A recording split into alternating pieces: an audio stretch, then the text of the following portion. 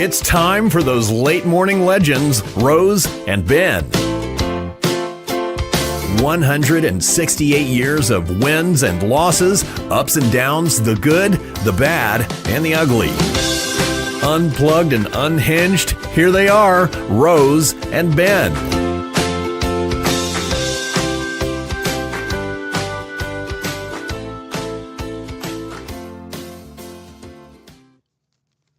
Good morning, everybody. The crack of 11:02, we welcome you into the latest, most mature morning show in the free world radio.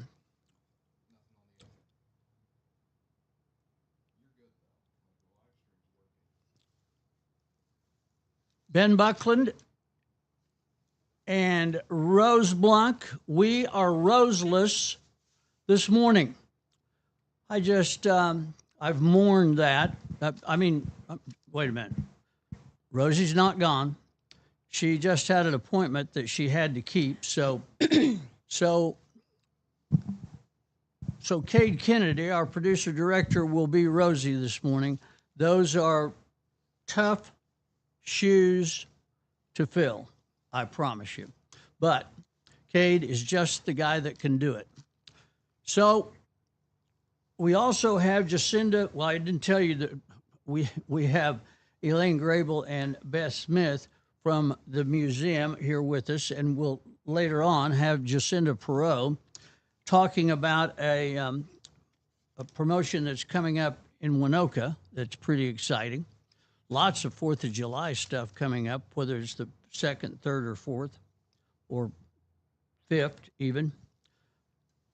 So, ladies, welcome to our studio here, and thank you for allowing us to speak with you without Rose present. I'm surprised that she let that happen. You know what I mean? Thanks, Ben. Good to be here. Yes, Rose is the reason we're here. She usually assigns us things to do at the museum, and we try not to argue with her, so here we are. It's best not to argue with her. Our Rose has quite a few thorns, and sometimes that 91 years of maturity will pop through in a what would you say, aggressive way? Would you that say works? That, yes. Yeah, that works. Introduce yourself in position and your running buddy there, will you? Okay. This is Elaine Grable. I am currently the business manager at the Cherokee Strip Museum. Retired from Alva State Bank, relaxed a year, and now I've been involved with the museum for several years. With me is our curator, Beth Smith. Beth has been at the museum and running things, and she's technically our boss, so we try to treat her well. Say hi, Beth. Hello. I've been there for about 20 some odd years, and I know every corner of the museum. And every article in the museum. So if somebody moves something, she knows it. I can't imagine that, because when we got to do the little program for Rose with the of the 7 pillars of the community that she somehow worked into a Halloween theme, I had not been in that building for the longest amount of time. Actually, as you and not very many other people know, I used to live there. Yes, we've heard lots of stories. Some of them, I'm sure, are true. You know, that's one of the problems, and we won't talk about haunting a lot because I've got some really good stuff to talk about here. But that's one of the dilemmas of haunting. Is it's like having a puppy dog that you teach to do tricks. They'll only do tricks when it's just you and the puppy dog. And that's the way haunting is. If you try to show it off, if you try to say, hey, there are ghosts here, then there's not going to be any there if you bring other people. That's just Exactly the way it is. So I don't know all the stories that you've heard, but it was an exciting time in our lives. Me, Dennis Brown, and God rest his soul, Gary Beerschmidt, lived in the hospital, which is now. What's the actual title of the museum? Cherokee Strip Museum of Alva. I was just blown away when I went up there to do this little Halloween thing. I got to represent Dean Linder, Judge Dean Linder, may God rest his soul, in looking back at some history of wonderful things that have happened to Alva because certain people happened to help them happen. And the judge was one of those. I was blown away with the building is full of stuff, and it's not cluttered in any way. It's just really full of wonderful stuff, and there's even displays outside of the building, right? Correct. We have expanded and we're full again. So what's the little building like people used to have meetings that's just north of the? Okay. That originally was the overflow of the museum, but it got to be more storage and less exhibit. So we built the great big building over the top of the existing building. We call it the shed. The north end of that building houses the big things. The combine, the fire truck, the one-horse open sleigh. That is more exhibits to look at. And then the original building is our event center that we rent out for activities. And I remember the hospital being 3 stories tall, Basically three stories, yes. and not counting the basement. No, that counts the basement. That counts the basement. Yeah. Mm-hmm. Okay. So that's a lot of expanse right there. But man, it is full. So you guys are old hands at this. I mean, you did a full feature on OETA called Back in Time. Did you guys have to do any workup of history for that, or were you just ready to go? I had to study because, number one, I was not born and raised in Oklahoma. Had never been to Alva, well, as an adult finally, but I didn't have a history major. I was born and raised in Kansas. I didn't study any military stuff. So it was a challenge for me to be able to learn about, and I've been blown away by how much history is in Alva, how much history is in one wing of the hospital building. So, yeah, it took work, and it's still going on. I'm still learning interesting facts. Now we're going to talk about even another addition, adding to, right? Concerning the POW camp, am I right? No, that was always there. Oh, it was? Yeah. Okay, what's the new stuff? The new addition is we were gifted the Bill and Janet Smith Nature Museum from Hartner, Kansas. This is all the nature stuff, like from bugs, butterflies, birds, clear up to we've got a bear from them, a whole lot of wildlife. We have one piece that Beth is dying to find and add to their collection, and that would be an armadillo. Now that they're in Oklahoma, we need one for our museum. Well, I wish I would have known that. I could have helped you out on that. We want it preserved also, not just roadkill. Oh, well, sorry, I specialize in roadkill, so not the other. I learned that armadillos jump at headlights, and that's why there's usually damage when you hit an armadillo, because you don't run over them. They are attacking you. They're committing suicide. Well, as it turns out, yes. Expensive for both parties, but more expensive. Right. And I learned they stink real bad when they die. Really? So we want it preserved. Yeah. And with a little Febreze sprayed on it, possibly. Maybe. Okay, so all of that stuff moved in. When was that? We actually moved that in March of last year. Oh, okay, okay. And So- what part of the museum is it in? We had to scramble because we are pretty full, but the top floor south wing is housing all that exhibit. That's a good sized wing. It is. Did you take the whole wing? Well, through? no, not the whole wing. We've got 4 rooms. And actually, we did open up for the first time last year the original delivery room. And we have made it into the American Indian room, and some of those animals found their way into that. So it's all on the top floor, basically, except for the bison head.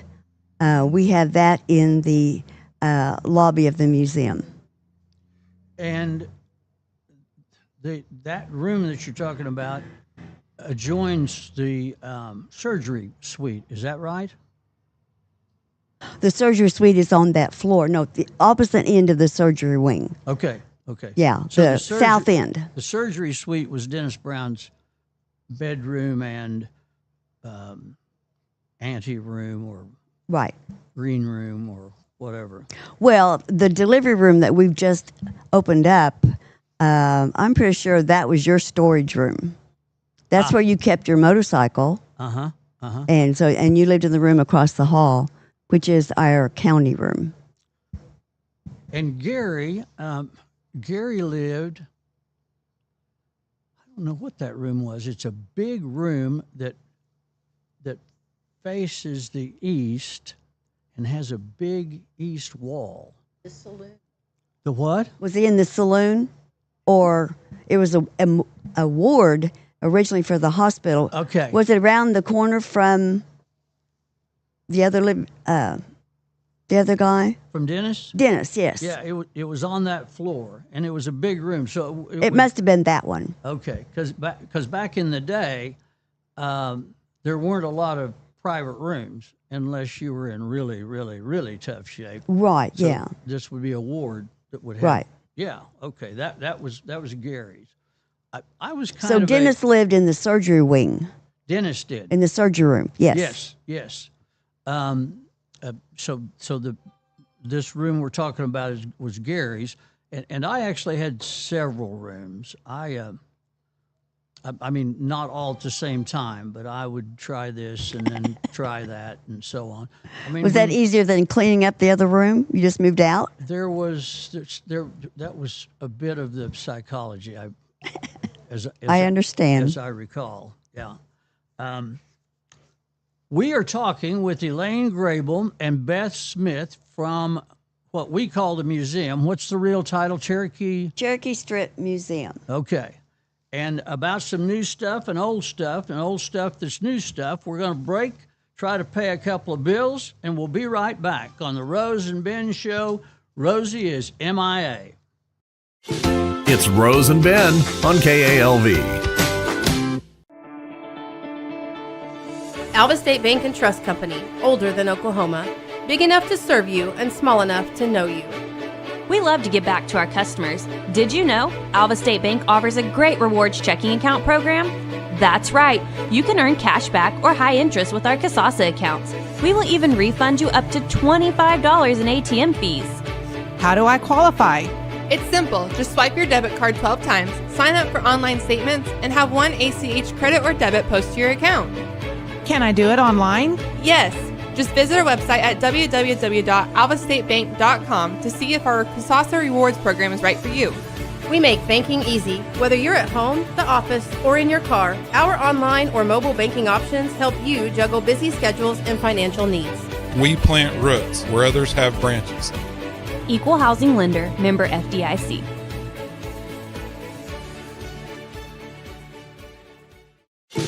This is Rose and Ben on KALV.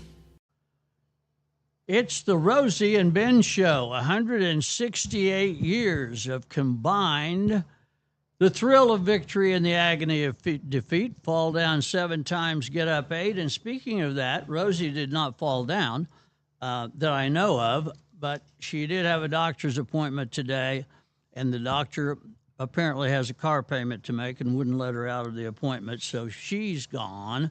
And Cade, our producer director, is Rosie today, and that's working really well because he really hasn't done anything to hurt the broadcast in any way that I can see. It's all good. Moving down the line here, our guests this morning are Elaine Grable and Beth Smith from the Cherokee Strip Museum. And we're going to talk about some of the military stuff. Am I right? That's right. We have a very nice military wing in the museum with displays from the Spanish-American War. That's 1898. We have a uniform from the Civil War, which was 1861 to 1865. Which side of the Civil War? The blue. The blue? It's blue? Okay.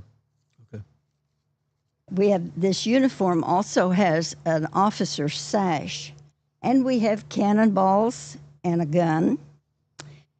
We have a room for World War I, 1914 to 1918.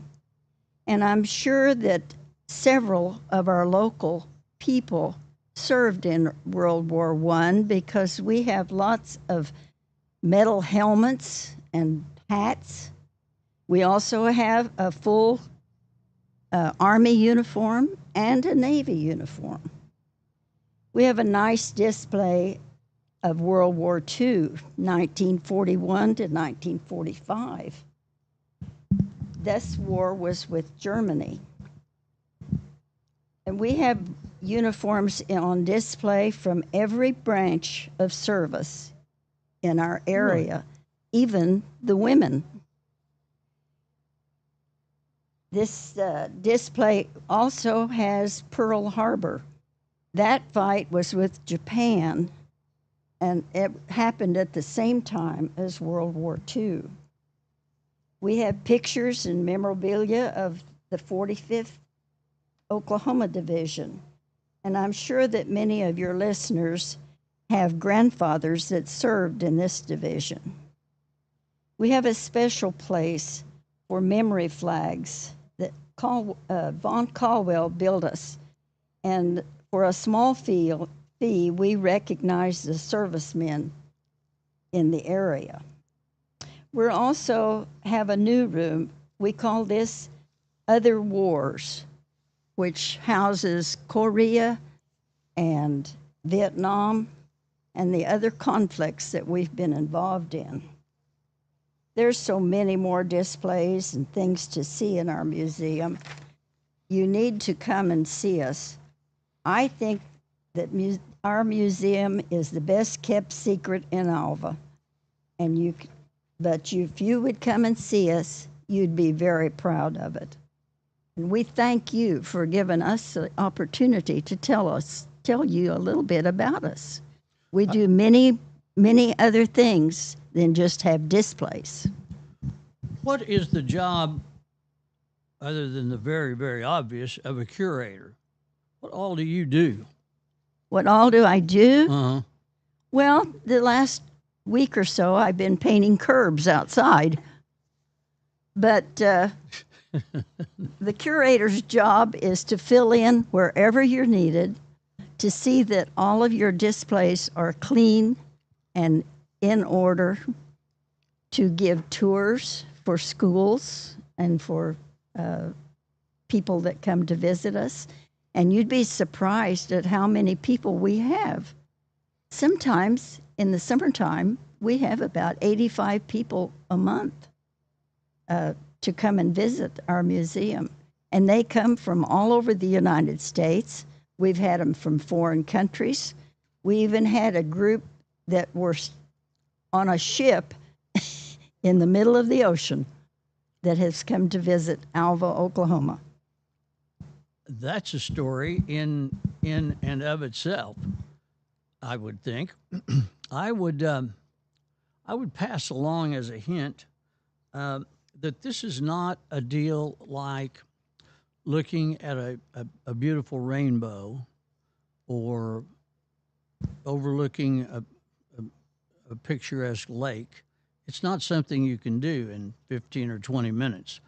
After my part of the service that we did for Rosie on Halloween, I was just blown away by how much and what wonderful stuff is there. So I started looking at it, and you can't. It takes a little time. It will take you about 2 hours if you That's really. if you don't find something that you're so in. Like I got back in the POW camp area and was looking at that that video made by Homer Jones. Is that right? Yes. And I spent as long back there as they would let me. That's really, really interesting stuff. So you've been outside painting curbs? We love to show off the museum, and most all of the things that we have in the museum have been given to us by local people from their families. Right. From the time of the land run in 1893, when they lined up along the Kansas state line to come into the territory to stake a claim. A claim would have been 160 acres. Right. They put their flag down, and they had to prove the land up some way, turn the sod, build a building, and then go to the nearest claim office. There were only 4 all along the state line, but there was one here in Alva at the time. We've been told there's only 2 actual claim flags that still exist, and we're very proud of the one we have. It's in a frame. It cannot be touched or removed because it would just go to dust. But we have the picture of the family and a nice display in the hallway. Our guest this morning, courtesy of Rosie. Rosie's MIA this morning. It's just a doctor's appointment. So not a big deal, but not something she could get out of. So our guests are Elaine Grable and Beth Smith from the Cherokee Strip Museum. Comment just a little bit about that video from the POW camp. How did that ever come to be? Homer Jones, at that time he owned the Rialto Theater. His family still owns it. Homer had a movie camera, and there are two sections to that film. He got in an airplane. We don't know who was the pilot, but he filmed the POW camp from above. And then he hid in the tall grass and filmed the actual POW being marched into the camp. Originally, there was only 19 POW that arrived on that first train, and they put him in the back of a truck.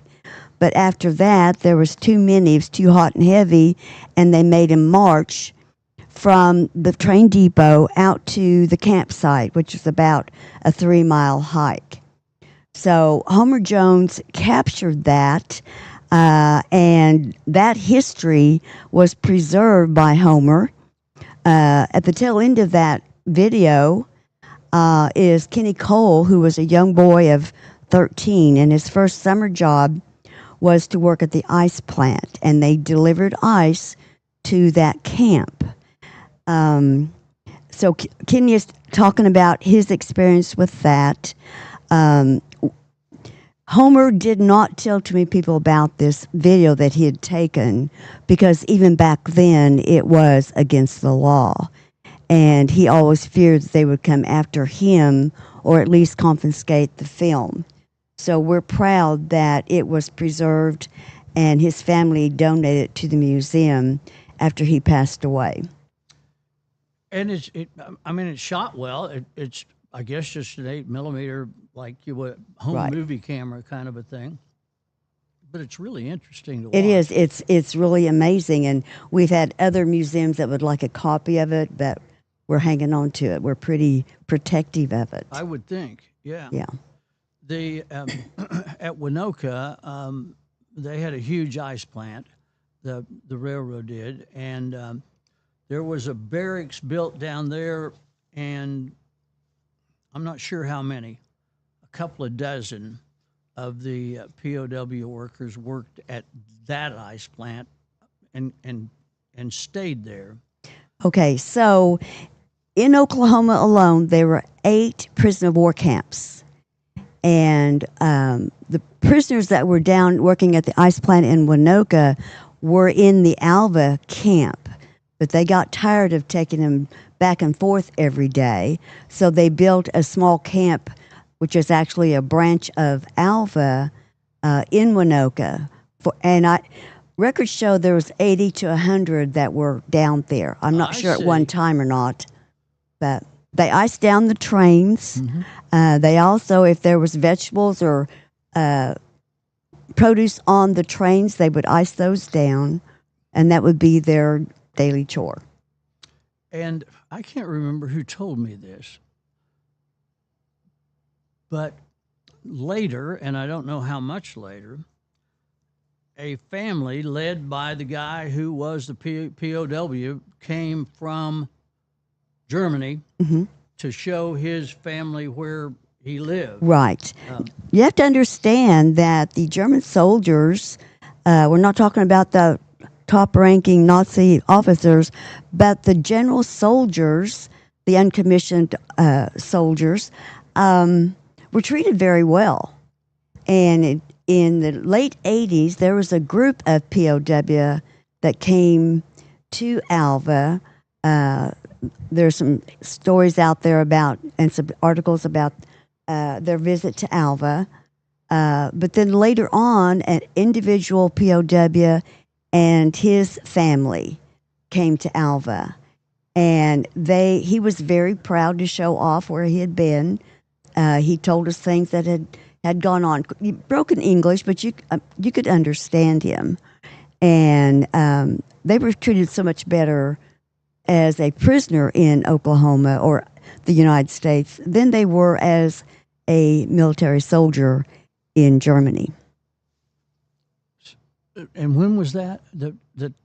In the late, like 1989 or so, in the late 1980s. I see. Okay. Oh. Elaine Grable and Beth Smith with us this morning on the Rosie and Ben show. Rosie's MIA. Got a little doctor's appointment going. I really think she's probably home doing her nails and listening to us work and sweat out here, but I would never say that. I just something that I think from time to time. And Cade Kennedy is Rosie this morning, so we'll check in with Rosie in just a few minutes. Thanks to the ladies for joining us this morning. We'll have more from them in just a moment. We'll be back after this timeout. It's Rose and Ben on KALV. Let's talk about your future. Are you looking for a career change or possibly training in computers, health careers, automotive, cosmetology, digital design, electrical trades, welding, or biomedical sciences? At Northwest Technology Center, we offer these programs for adults, high school, and homeschool students from Alene Clio, Alva, Canton, Cherokee, Fairview, Freedom, Ringwood, and Winoka. Call to enroll today at 580-327-0344 in Alva or 580-227-3708 in Fairview. Northwest Technology Center is preparing students for success in education, careers, and life. This is Rose and Ben on KALV. Ben Buckland on the Rosie and Ben show. Rosie has checked in to tell us that we're doing a reasonable job, but not really something to get very excited about. I'm not sure that who she's talking. Well, I kind of know here. Rosie will probably give each one of us a written critique also. So I would rather have a bonus. I think that's out of the question. I believe that's Pretty sure it is. I believe that's totally out of the question. The fact that you brought that up shows that you're just very, very confrontational. We'll let Rosie pay for lunch next time we What'd you say? We'll let Rosie pay for lunch next time we go out. That's also that's crazy talk. We go out Friday nights together. You ever see Rosie pick up the tab? Occasionally, yes. Wow. Whoa. Okay. I'm going to take your word for it. You seem like a reputable lady. That's our McDonald night. Is it? Yeah, okay. Okay. So, Elaine Grable and Beth Smith, we're talking about stuff at the museum, and there's tons of stuff. I'm really infatuated with this POW camp and all of that. You got a little more information on that? I could talk for a very long time about it. It's hard to pick out what to choose, but let me do the basics. During World War II, the conflict with Germany, there were 511 base camps in the United States built to hold the German prisoners, the Nazi sympathizers, whoever was captured during the war. The ones in Alva especially were part of the AFRICORPS. So they were captured in Africa and then sent to the United States on a ship to the East Coast and put on a train. So out of those 511 base camps, Oklahoma had 8 camps. But the really shocking thing to me, or surprise, was 511 camps in the United States, and only one of them was considered maximum security, and that was Camp Alva. Really? Alva was sent all of the top-ranking Nazi officers, a lot of them, not all, but the worst of the worst were sent to Alva. To qualify for a POW camp in the first place, it had to be in the middle of nowhere. We qualify. Easy terrain. We qualified. Not very populated, so that if there were escapes, they couldn't do any damage to the local citizens. But to have the maximum security in our camp base, I think it's amazing. I know that there was 2 fences around the camp, 2 rows of barbed wire, and I'm sure we had more security inside the camp than other camps. But even with that, there was 21 that escaped. There were 5 of the POW in our camp out of 4,850 POW. 5 died while they were in the United States. Alva is the only camp in Oklahoma that actually killed a prisoner. A young man was running toward the fence. There were 13 guard towers, so at least 13 guns on him, besides the ones on the ground. When all was said and done, there were 60 rounds of ammunition spent, and there was 1 bullet in the POW. We take that to think that they didn't want to kill him. They were shooting around him. The head Army military men assumed that these good old boys in Oklahoma couldn't shoot. So they loaded up our officers and sent them to artillery training down at Fort Sill. Really? Yes, it was. So this young man, we found out his name and stuff later. A grave marker was made to put on the grave that was out in the middle of the compound where everybody could see it. And we learned from that grave marker this person's name. We hoped eventually we will get that back. One of the guards from Texas grabbed it as a souvenir. But it makes a great story. It ends the story that we've been hearing about, that one person being killed. We had 4 others that died in our camp. Now, one of the ghosts in the Yes. In the what's the old hospital to me. Right. One of the ghosts is a POW. Right. Do we know if he's still there or not? We don't know, but he has been located. He told him his name was Trapper. We found out another investigation that his name is actually Felix, but he doesn't like to go by that. So he was a trapper by trade, and that was what he was always called. What a great nickname. Way to go, Felix. Right, yeah. So he may be still there. We just don't know. We don't know. know. Now, the two of the other deaths in our camp were unexplained suicides. 2 POW hung themselves.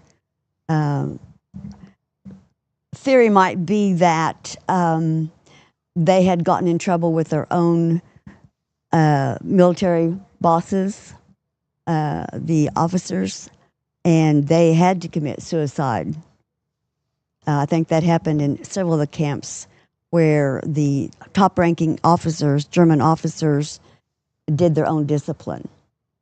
But once again, can't verify it. That's one of those deals that, the verification process is difficult. It's like the guy that committed suicide by stabbing himself 57 times. Yes, Yeah. kind of like that. I believe ours just hung himself. It was faster. Yeah, little iffy on the credibility. So Beth, what's new in the curator business? What's the next thing that you're gonna be involved in without painting curbs? I mean, you're reminding me of my military service. I've painted a fair amount of rocks, but that's another story. What's coming up? What's coming up? Well, we're in the process, and hope it will happen soon, of getting a new elevator Oh man, that's big that time. we definitely need. And we don't have a date just yet of when this is going to happen. So you have learned how expensive elevators are. Oh, we certainly have. Wow. And we need more help than what we've got so far. Money help, you mean? You bet. Yeah, right. Yeah. You bet. I mean, we're pricing one on a building, and it's just a 2-story, ground floor and one up, and it's $350,000. So, Yeah, our current elevator, our original elevator, was condemned by OSHA. No surprise. But the only thing that is salvageable is the shaft. We get to keep our shaft. Does so that you sound get good? the shaft. Good. I don't. Hey, Beth. Hey, Elaine. Thank you for joining us this morning. As you guys said, you could talk forever about this museum because it is full of stuff. We have another guest coming on in a minute. Ladies, we're going to pause for a break and excuse you. Rosie has given us a mediocre grade, so we'll probably be critiqued. I'm not sure who drug the grade down, but I'm sure that'll be revealed. Thanks a million for coming out. We'll do it again someday if that's okay with you guys, with you ladies. We're glad to come out. I love to talk. Elaine Grable and Beth Smith of the Cherokee Strip Museum, Alva, Oklahoma. We'll be back with Jacinda Perot with an event coming up right after this time out. You're listening to Rose and Ben on KALV. Beatles New Beginnings Nursing Center is proud to offer comprehensive care solutions for those who matter most. From rehabilitation and palliative care to skilled nursing and long-term care, Beatles is committed to providing comfort, dignity, and peace of mind. Now, with a second location, the Beatles family continues its long-standing tradition of excellence, serving the people of Northwest Oklahoma with the same compassion and dedication they've been known for. Come by and see them at 720 North Share Boulevard in Alva. Beatles New Beginnings Nursing Center, your care, your comfort, your community. This is Rose and Ben on KALV. Ben Buckland, Rosie list this morning. However, Rosie is critiquing. She said she had a doctor's appointment. I suspect her hair will probably look really coiffed the next time we see her, but that's just me suspecting. That was an interesting deal. that really, there's a lot of information, a lot of good stuff, and it plays right into my hand because I'm visual. Just to go up there and look at that stuff is just marvelous at the Cherokee Strip Museum. Jacinda Perot joins us this morning on the Rose and Ben Show. Rosie-less today. How are you, Jacinda? Good morning, Ben. I'm doing great. How are you today? I'm not as good as you, Jacinda, but I'm okay. All right. I'm all right. Yeah. Harvest has started. Yeah, it has. Yes. Yeah, it has. Harvest. Yes. And if we can stay away from any more rain, it's going to be pretty good. Decent. Harvest. That's what I'm thinking. Mm-hmm. Yeah, yeah. I rode with Sage a little while, and I mean she's running that big John Deere just about as slow as it'll go, 2.5 miles an hour, just because the headers are so full. Yes. Because the grain's so plentiful. It is very thick this year. It is, and I guess Mike Perot is involved in the harvest at some point. He will be joining either today or tomorrow for several days. Yes. Yeah, I think they've got another 5,000 acres to cut, so they'll be at it for a little while. Yeah. Jacinda is with the. Do you say Main Street Winoka or Winoka Main Street? It's Winoka Main Street LLC. Winoka Main Street. Okay. So what you got coming up, Jacinda? Well, we have several things, but first and foremost will be our Independence Day celebration coming up on July 4th. It will be downtown Winoka, and we have several things planned. Some of them are still in the works, but I can say absolutely we're going to have a free swim offered at the new Winoka pool from 1 to 5 on that day. Around 5:30, we will be having hamburgers and hot dogs for everyone that comes on out.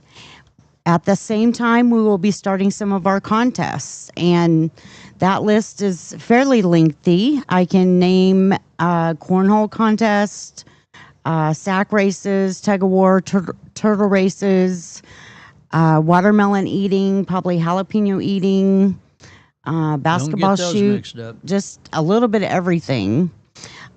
Three-legged prizes. races. Oh yes, Great yes. prizes. We've already had several things donated, and more donations coming in. I can say that we will also be having some door prizes coming along, and I know that we have 8 bicycles already donated for that. So there will be bicycles and various other prizes for those. Kids up to adult, various things going on. We're in the works of getting probably some inflatable activities coming in, as well as hopefully a duck tank, so we can maybe get a few people wet. And leading into that, I think we have the Winoka Fire Department on board to do some water balloon fights and maybe some spraying of the street a little bit to cool everyone off, and hopefully have a little fun in the water that way. Who's the fire chief? Josh Inman is our fire chief. Yep. And the fire department is also going to be aiding us in lighting the fireworks that night. We plan on having quite a big show this year compared to what we've had, in the last several years. We're working that on. We've had some good shows, absolutely. We are hoping to build on that, and that's our plan. I have word that one of the Teenage Mutant Ninja Turtles will be joining us. They can't be teenagers. They were teenagers 15 years ago. Well, some people stay young forever, I guess. I guess that's right. That's kind of a rosy deal. Yeah. Some people do. Absolutely. Yes. I believe that we might be talking about some homemade ice cream. Oh, man. Maybe. Oh, boy. We'll see how that goes. Yeah. And, we just had quite a bit of input so far, and several people, talking about various things that they remember from their 4th of July. So we'd like to bring in some of that old style town patriotism to go along with it.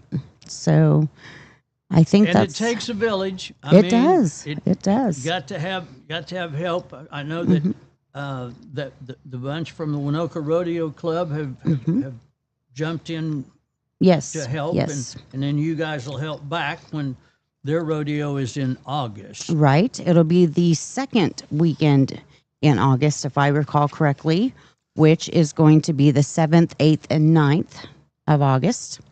And so, we'll be, they'll be helping us throughout this event, and we plan on returning the favor, as you said. There's also been some talk of maybe a couple drive-in movies this summer out at the rodeo grounds. Really? Yes, with maybe some concession stands to go along with that. We have a big 20-foot inflatable screen that's been donated maybe to us, and so we're hoping to have some movies this summer. How fun. So that's one of the things we're looking forward to. And the Winoka firefighters are on hand to make sure that the only thing we burn is fireworks. Very true. Yes. So the yes. fire truck will be downtown. It's down there to cool people off, but also to kind of They'll have some there to kind of put a barrier between the crowd and where they're being shot off from, so that there hopefully is no rogue fireworks that get out in the crowd, and watch out for everyone's safety that way. Mm-hmm. So. And one of the It Takes a Village helping on this is Clean Harbors, right? Yes. Clean Harbors is joining in on sponsoring and helping us with the fireworks. City of Winoka is being a big help in many ways. I want to thank Mayor Don Cummings for joining in our meeting the other night and helping give some input and helping us reach out to areas that we're trying to bring into Winoka for this event and other things coming up. He's the new mayor. He is the new mayor. Yes, He's current not mayor. new, but he's the current, Yes, current yes. mayor. Yeah. Yes. And I'm hoping for us to get a trailer maybe from the county. Haven't spoken with Mr. Smiley yet, but I know that he's provided one before for our sound system and our MC, so that'll be coming in. Stage kind of a thing. Yep. And of course, we'll have flag presentation. I believe the rodeo is working on getting someone to represent them to do that for us as well. And if we can get some area groups for some fundraising, selling some bake sale type stuff or bottles of water or whatever, we'd like to get several of those groups involved in helping us with that.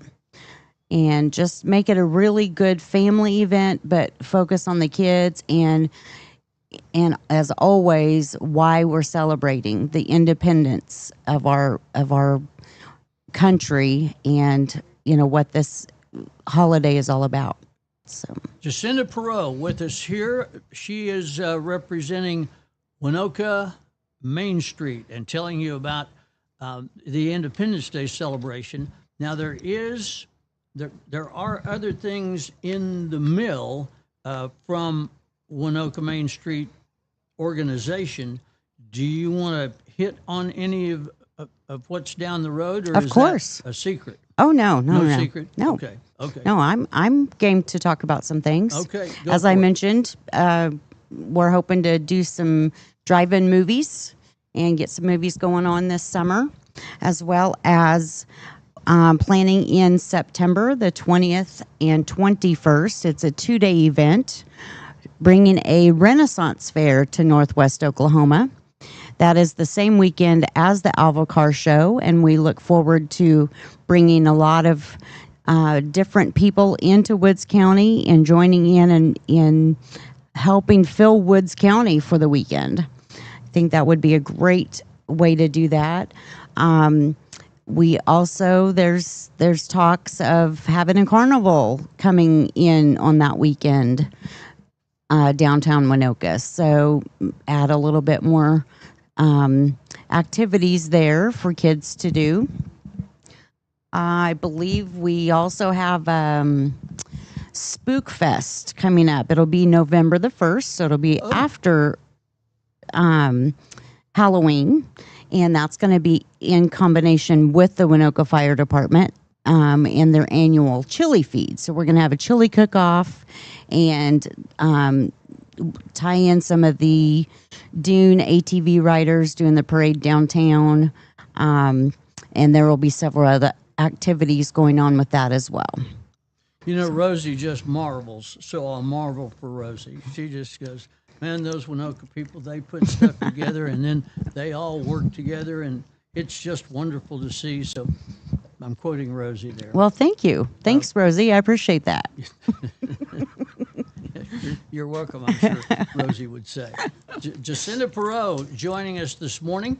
Cade Kennedy is the producer-director of this show. He is also Rosie today, as Rosie's MIA this particular time. And really, this has gone very smoothly from the standpoint of Rosie. In fact, this might be the smoothest event I've ever worked with Rosie this morning. This is number one right here. I mean, it's Rosie, don't believe him. I think he's over there trembling still. Jacinda, thanks for joining us. Thank you. What's the Renaissance thing called? What's that called? It's Winoka Renaissance Festival. I wish I'd have said that. Yeah. Mm-hmm. Yeah. Yep. Okay, we are going to take it on back to regular programming. Cade, not Cade, he's Rosie. Sage will be joining us from the inside of a cab of a combine at a little bit after noon today. So, Rosie, do you have anything to say in addition or a correction to anything that you've heard here today? No. You good? We're good. Like I said, I'm going to try to keep this as smooth as possible, so I'm just going to say no. Okay, and no profanity today. I appreciate that. You're too. welcome. Yeah, for sure. Cade and I will be journeying to Woodward this Saturday morning.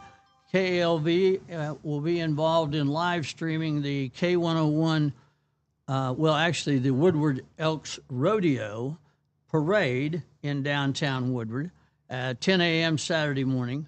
Cade is just tickled to death about that because it means we'll be getting up at like 7-ish, which is your favorite hour of the day, right? Yeah, I love getting up at 6 in the morning to go places. It's fun. Yeah. Okay. That's enough. That's enough. We got everything in that we need to get in, didn't we? We did. Way to go, Rosie. See you back here next week. Jacinda, you got anything to add from your invitations for people to come to the Independence Day celebration and stuff? I just want to encourage everyone to come on down to Winoka and join us and say hi to the Main Street people. And I just want to thank you for inviting me today. I appreciate that. So you're welcome. Have a great day. Yourself. We go toward the noon hour now. Jacinda Perot back to her real job, and we'll be back with Rosie, the real Rosie, next week. God, I miss her. You know what I'm saying? I just miss her, Rosie. It's just too much that you're not here. But we managed to get through it. It's a beautiful day. We're going to take it on into the noon hour and then return you to what we call regular programming. I'm not sure exactly what that is. Thank you for joining us on the Rosie and Ben, 168 years of thrills of victory and agony of defeat. Fall down 7 times, get up 8. It is the most mature and latest morning show in the free world. See you next time. You've been listening to Rose and Ben, Unplugged and Unhinged. Now we breathe a big sigh of relief and switch you back to regular programming on KALV.